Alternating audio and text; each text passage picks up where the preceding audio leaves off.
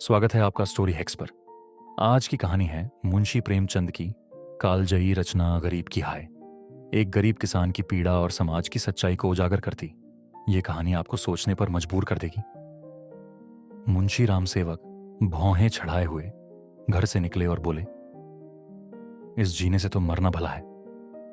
मृत्यु को प्राय इस तरह के जितने निमंत्रण दिए जाते हैं, यदि वह सबको स्वीकार करती तो आज सारा संसार उजाड़ दिखाई देता।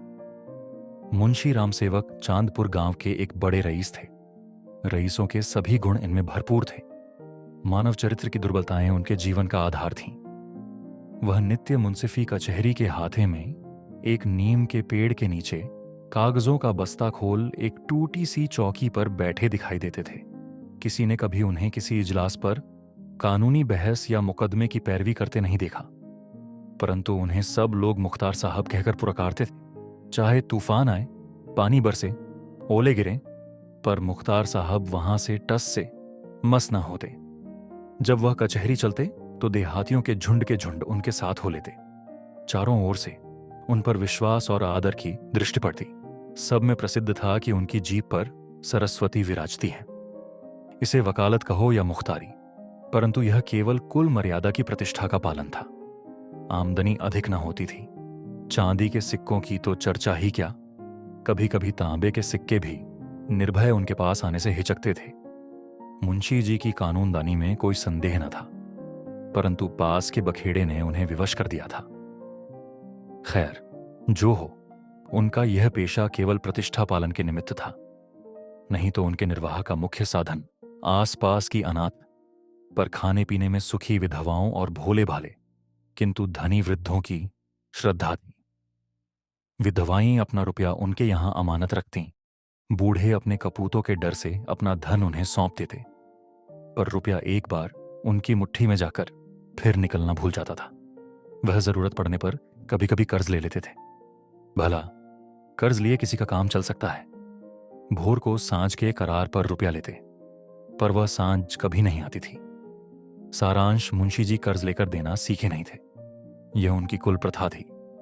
यही सब मामले बहुधा मुंशी जी के सुख चैन में विघ्न डालते थे। कानून और अदालत से तो उन्हें कोई डर ना था। इस मैदान में उसका सामना करना पानी में मगर से लड़ना था। परंतु जब कोई दुष्ट उनसे भिड़ जाता, उनकी ईमानदारी पर संदेह करता और उनके मुंह पर बुरा भला कहने पर उतारू हो जाता, तब मुंशी जी के हृदय पर बड़ी चोट लगती। इस प्रकार की दुर्घटनाएं प्राय होती थीं। हर जगह ऐसे ओछे लोग रहते हैं जिन्हें दूसरों को नीचा दिखाने में ही आनंद आता है। ऐसे लोगों का सहारा पाकर कभी कभी छोटे आदमी मुंशी जी के मुंह लग जाते थे। नहीं तो एक कोंजड़िन की इतनी मजाल नहीं थी कि आंगन में जाकर उन्हें बुरा भला कहे। मुंशी जी उसके पुराने गाहक थे। बरसों तक उससे साग भाजी ली थी। यदि दाम न दिया जाए तो कुंजड़िन को संतोष करना चाहिए था।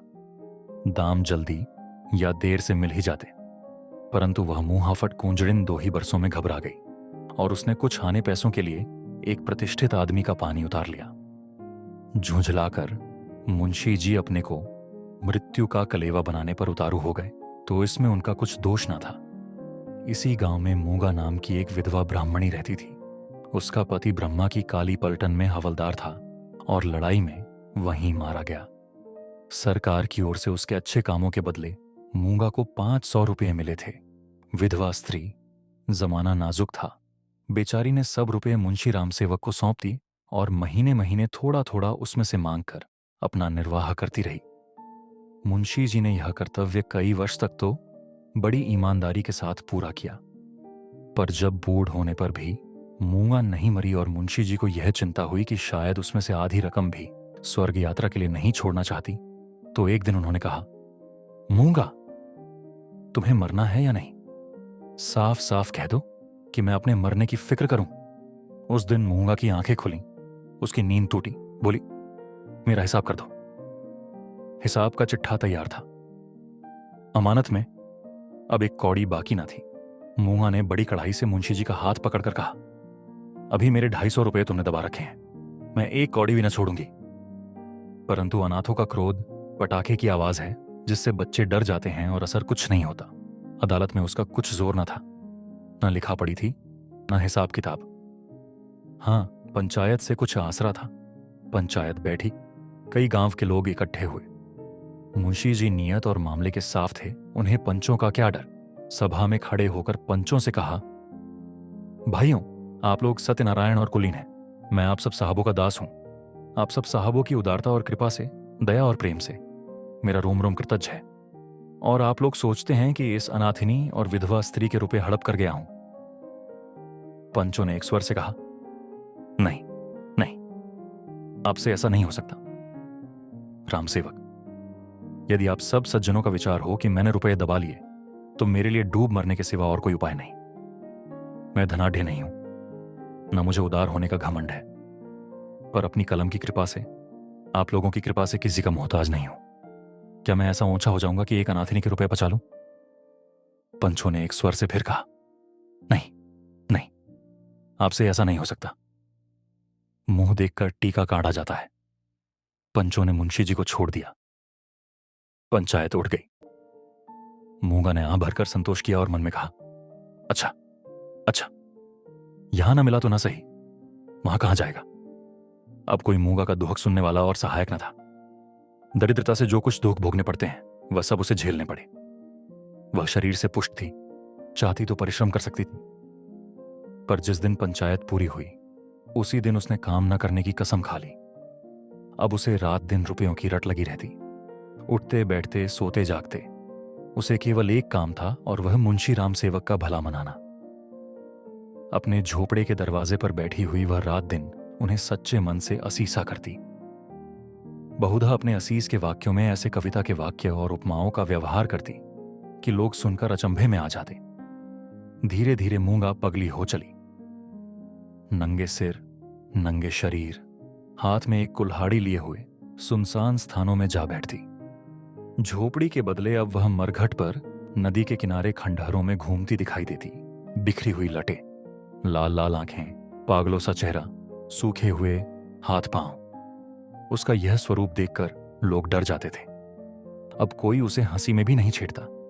यदि वह कभी गांव में निकल आती तो स्त्रियां घरों के किवाड़ बंद कर लेती। पुरुष कतराकर इधर उधर से निकल जाते और बच्चे चीख मारकर भागते।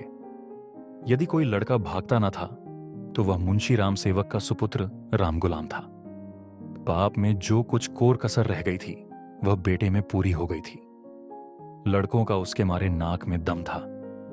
गांव के काने लंगड़े आदमी उसकी सूरत से चिढ़ते थे, और गालियां खाने में तो शायद ससुराल में आने वाले दामाद को भी इतना आनंद न आता हो।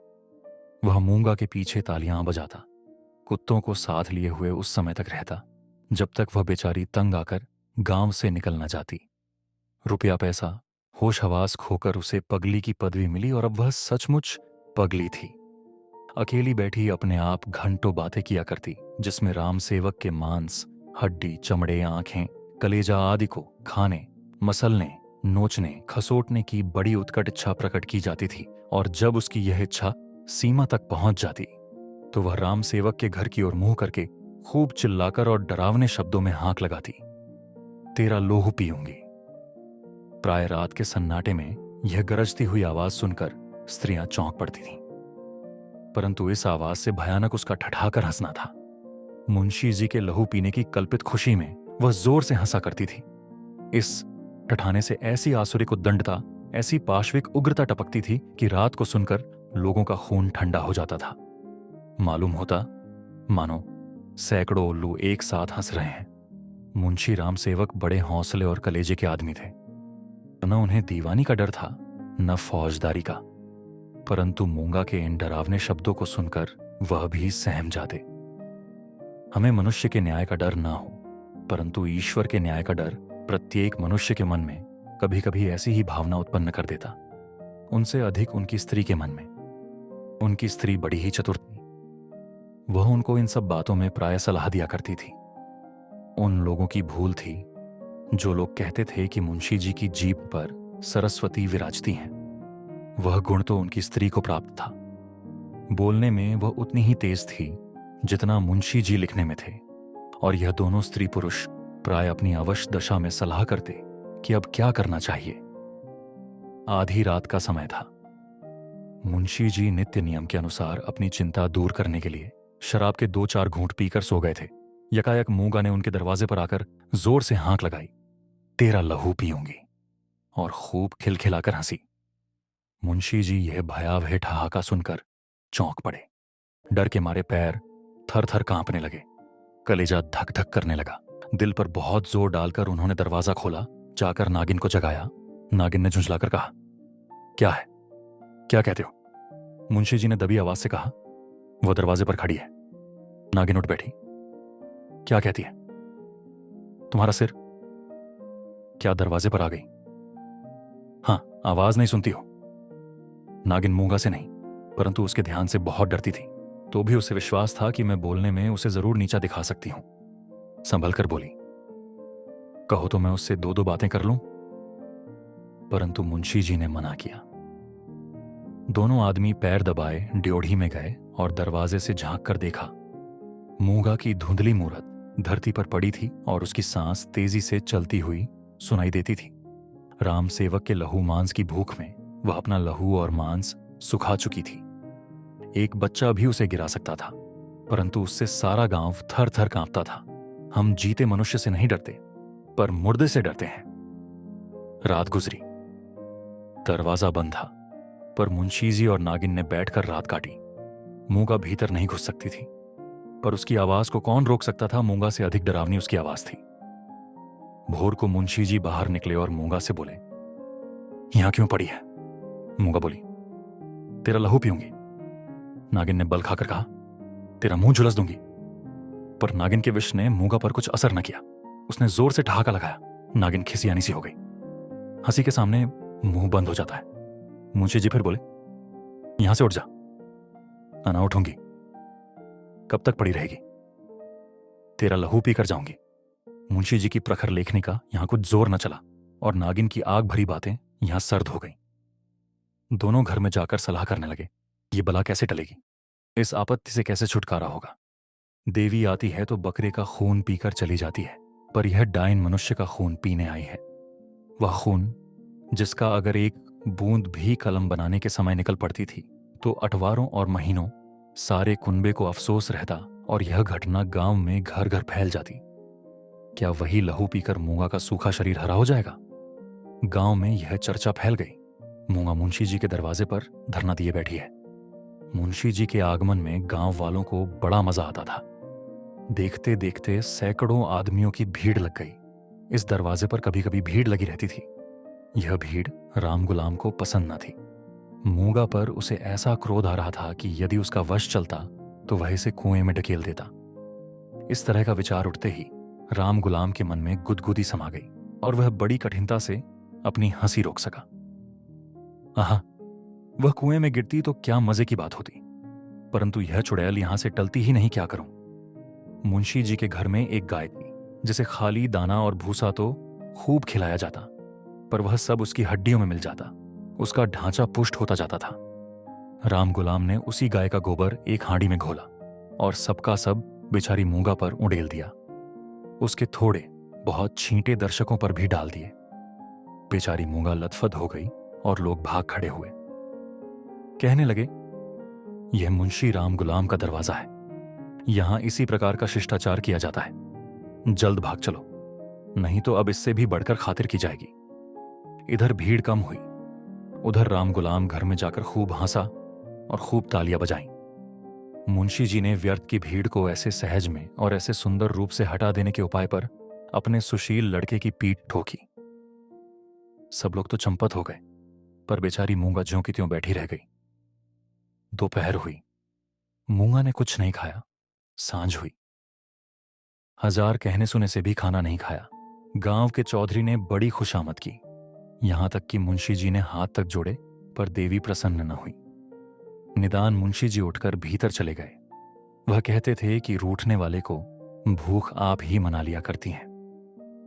मूंगा ने यह रात भी बिना दाना पानी के काट दी। लालाजी और ललाइन ने आज फिर जाग जाग कर भोर किया। आज मूंगा की गरज और हंसी बहुत कम सुनाई पड़ती थी। घर वालों ने समझा, बाला टली। सबेरा होते ही जो दरवाजा खोलकर देखा तो वह अचेत पड़ी थी। मुंह पर मक्खियां भिन भिना रही हैं और उसके प्राण पखेरु उड़ चुके हैं। वह इस दरवाजे पर मरने ही आई थी। जिसने उसके जीवन की जमा पूंजी हर ली थी, उसी को अपनी जान भी सौंप दी। अपने शरीर की मिट्टी तक उसको भेंट कर दी। धन से मनुष्य को कितना प्रेम होता है। धन अपनी जान से भी ज्यादा प्यारा होता है, विशेषकर बुढ़ापे में। आरण चुकाने के दिन ज्यों ज्यों पास आते जाते हैं, त्यों त्यों उसका ब्याज बढ़ता जाता है। यह कहना यहां व्यर्थ है कि गांव में इस घटना से कैसी हलचल मची और मुंशी राम सेवक कैसे अपमानित हुए। एक छोटे से गांव में ऐसी असाधारण घटना होने पर जितनी हलचल हो सकती, उससे अधिक ही हुई। मुंशी जी का अपमान जितना होना चाहिए था, उससे बाल बराबर भी कम ना हुआ। उनका बचा खुचा पानी भी इस घटना से चला गया। अब गांव का चमार भी उनके हाथ का पानी पीने का, उन्हें छूने का रवादार न था। यदि किसी घर से कोई गाय खूंटे पर मर जाती है तो वह आदमी महीनों द्वार द्वार भी मांगता फिरता है। न नाई उसकी हजामत बनावे, न कहार उसका पानी भरे, न कोई उसे छुए। यह गोहत्या का प्रायश्चित था। ब्रह्म हत्या का दंड तो इससे भी कड़ा है और इसमें अपमान भी बहुत है। मूंगा यह जानती थी और इसीलिए इस दरवाजे पर आकर मरी थी। वह जानती थी मैं जीते जी तो कुछ नहीं कर सकती, मरकर उससे बहुत कुछ कर सकती हूं। गोबर का उपला जब जलकर खाक हो जाता है, तब साधु संत उसे माथे पर चढ़ाते हैं। पत्थर का ढेला आग में जलाकर आग से अधिक तीखा और मारक होता है। मुंशी राम सेवक कानूनदां थे। कानून ने उन पर कोई दोष नहीं लगाया था। मूंगा किसी कानूनी दफा के अनुसार नहीं मरी थी। ताजी रात हिंद में उसका कोई उदाहरण नहीं मिलता था। इसलिए जो लोग उनसे प्रायश्चित करवाना चाहते थे, उनकी भारी भूल थी। कुछ हर्ज नहीं, कहार पानी न भरे न सही, वह पानी भर लेंगे। अपना काम आप करने में भला लाज ही क्या। बला से नाई बाल न बनावेगा। हजामत बनाने का काम ही क्या है। दाढ़ी बहुत सुंदर वस्तु है। दाढ़ी मर्द की शोभा और सिंगार है, और जो फिर बालों से ऐसी घिन होगी तो एक एक आने में तो अस्तूरे मिलते हैं। धोबी कपड़े न धोएगा, इसकी भी कुछ परवाह नहीं। साबुन तो गली गली कौड़ियों के मोल आता है। एक बट्टी साबुन में दर्जनों कपड़े ऐसे साफ हो जाते हैं जैसे बगुले के पर। धोबी क्या खाकर ऐसा साफ कपड़ा धोएगा। पत्थर पर पटक पटकर कपड़ों का लत्ता निकाल लेता है। आप पहने, दूसरों को भाड़े पर पहनाए, भट्टी में चढ़ाए, रेह में भिगोए, कपड़ों की तो दुर्गति कर डालता है। जभी तो कुर्ते 2-3 साल से अधिक नहीं चलते। नहीं तो दादा हर 5वें बरस 2-3 अचकन और 2 कुर्ते बनवाया करते थे। मुंशी राम सेवक और उनकी स्त्री ने दिन भर तो यूं ही कहकर अपने मन को समझाया। सांझ होते ही उनकी तर्कनाएं शिथिल हो गईं। अब उनके मन पर भय ने चढ़ाई की। जैसे तैसे रात बीतती थी, भय भी बढ़ता जाता था। बाहर का दरवाजा भूल से खुला रह गया था, पर किसी की हिम्मत न पड़ती थी कि जाकर बंद तो कराए। निदान नागिन ने हाथ में दिया लिया। मुंशी जी ने कुल्हाड़ा, राम गुलाम ने गंडासा। इस ढंग से तीनों आदमी चौंकते हिचकते दरवाजे पर आए। यहां मुंशी जी ने बहादुरी से काम लिया। उन्होंने निडर दरवाजे से बाहर निकलने की कोशिश की, कांपते हुए, पर ऊंची आवाज में नागिन से बोले, तुम व्यर्थ डरती हो, वह क्या यहां बैठी है। पर उनकी प्यारी नागिन ने उन्हें अंदर खींच लिया और झुंझलाकर बोली, तुम्हारा यही लड़कपन तो अच्छा नहीं। यह दंगल जीतकर तीनों आदमी रसोई के कमरे में आए और खाना पकने लगा, परंतु मूंगा उनकी आंखों में घुसी हुई थी। अपनी परछाई को देखकर मूंगा का भय होता था। अंधेरे कोने में मूंगा बैठी मालूम होती थी। वही हड्डियों का ढांचा, वही बिखरे हुए बाल, वही पागलपन, वही डरावनी आंख, मूंगा का नक्श दिखाई देता था। इसी कोठरी में आटे दाल के कई मटके रखे हुए थे। वहां कुछ पुराने चिथड़े भी पड़े हुए थे। एक चूहे को भूख ने बेचैन किया। मटकों ने कभी अनाज की सूरत न देखी थी, पर सारे गांव में मशहूर था कि इस घर के चूहे गजब के डाकू हैं। तो वह उन दानों की खोज में, जो मटकों से कभी नहीं गिरे थे, रेंगता हुआ इस चिथड़े के नीचे आ निकला। कपड़े में खड़खड़ाहट हुई। फैले हुए चिथड़े मूंगा की पतली टांगे बन गईं। नागिन देखकर झिझकी और चीख उठी। मुंशी जी बदहवास होकर दरवाजे की ओर लपके। राम गुलाम दौड़कर उनकी टांगे से लिपट गया। चूहा बाहर निकल आया। उसे देखकर इन लोगों के होश ठिकाने हुए। अब मुंशी जी साहस करके मटके की ओर चले। नागिन ने कहा, रहने भी दो, देख ली तुम्हारी मर्दानगी। मुंशी जी अपनी प्रिया नागिन के इस अनादर पर बहुत बिगड़े। क्या तुम समझती हो मैं डर गया? भला डर की क्या बात थी? मूंगा मर गई? क्या वह बैठी है? मैं कल नहीं दरवाजे के बाहर निकल गया था? तुम रोकती रही, मैं न माना। मुंशी जी की इस दलील ने नागिन को निरुत्तर कर दिया। कल दरवाजे के बाहर निकल जाना या निकलने की कोशिश करना साधारण काम ना था। जिसके साहस का ऐसा प्रमाण मिल चुका हो, उसे डरपोक कौन कह सकता है? यह नागिन की हठधर्मी थी। खाना खाकर तीनों आदमी सोने के कमरे में आए, परंतु मूंगा ने यहां भी पीछा न छोड़ा। बातें करते थे, दिल को बहलाते थे। नागिन ने राजा हरदौल और रानी सारंधा की कहानियां कहीं। मुंशी जी ने फौजदारी के कई मुकदमों का हाल कह सुनाया, परंतु तो भी इन उपायों से भी मूंगा की मूर्ति उनकी आंखों के सामने से न हटती थी। जरा खटखटाहट होती तब तीनों चौंक पड़ते। उधर पत्तियों में सनसनाहट हुई कि इधर तीनों के रोंगटे खड़े हो गए। रहकर एक धीमी आवाज धरती के भीतर से उनके कानों में आती थी, तेरा लहू पीऊंगी। आधी रात को नागिन नींद से चौंक पड़ी। वह इन दिनों गर्भवती थी। लाल लाल आंखों वाली, तेज और नुकीले दांतों वाली मूंगा उसी की छाती पर बैठी हुई जान पड़ती थी। नागिन चीख उठी, बावली की तरह आंगन में भाग आई और यकायक धरती पर चित्त गिर पड़ी। सारा शरीर पसीने पसीने हो गया। मुंशी जी भी उसकी चीख सुनकर चौंके, पर डर के मारे आंखें न खुली। अंधों की तरह दरवाजा टटोलते रहे। बहुत देर के बाद उन्हें दरवाजा मिला। आंगन में आए नागिन जमीन पर पड़ी हाथ पांव पटक रही थी। उसे उठाकर भीतर लाए, पर रात भर उसने आंखें न खोली। भोर को अकबक बकने लगी। थोड़ी देर में ज्वर हो आया, बदन लाल तवासा हो गया। सांझ होते होते सन्निपात हो आया, और आधी रात के समय जब संसार में सन्नाटा छाया हुआ था, नागिन इस संसार से चल बसी। मूंगा के डर ने उसकी जान ली। जब तक मूंगा जीती रही, वह नागिन की फुफकार से सदा डरती रही। पगली होने पर भी उसने कभी नागिन का सामना नहीं किया, पर अपनी जान देकर उसने आज नागिन की जान ली। भय में बड़ी शक्ति है। मनुष्य हवा में एक गिरह भी नहीं लगा सकता, पर इसने हवा में एक संसार रच डाला है। रात बीत गई, दिन चढ़ता आता था, पर गांव का कोई आदमी नागिन की लाश उठाने को आता न दिखाई दिया। मुंशी जी घर घर घूमे, पर कोई न निकला। भला हत्यारे के दरवाजे पर कौन जाए? हत्यारे की लाश कौन उठाए? इस समय मुंशी जी का रोबदाब, उनकी प्रबल लेखनी का भय और उनकी कानूनी प्रतिभा एक भी काम न आए। चारों ओर से हार कर मुंशी जी फिर अपने घर आए। यहां उन्हें अंधकार ही अंधकार दिखता था। दरवाजे तक तो आए, पर भीतर पैर नहीं रखा जाता था। न बाहर ही खड़े रह सकते थे। बाहर मूंगा थी, भीतर नागिन। जी को कड़ा करके हनुमान चालीसा का पाठ करते हुए घर में घुसे। उस समय उनके मन पर जो बीतती थी वही जानते थे। उनका अनुमान करना कठिन है।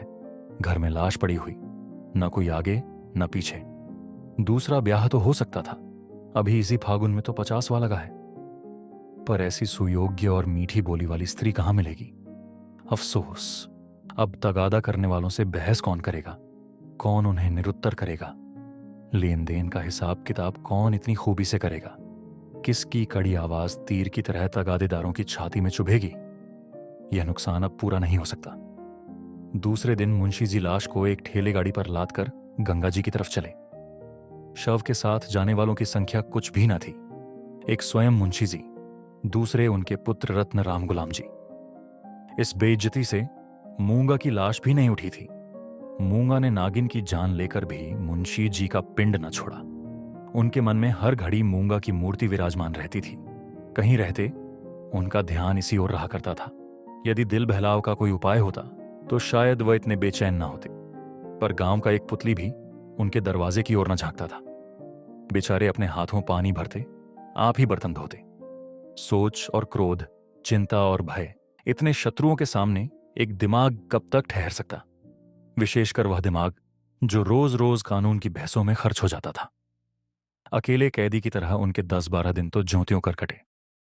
14वें दिन मुंशी जी ने कपड़े बदले और बोरियां बस्ता लिए हुए कचहरी चले।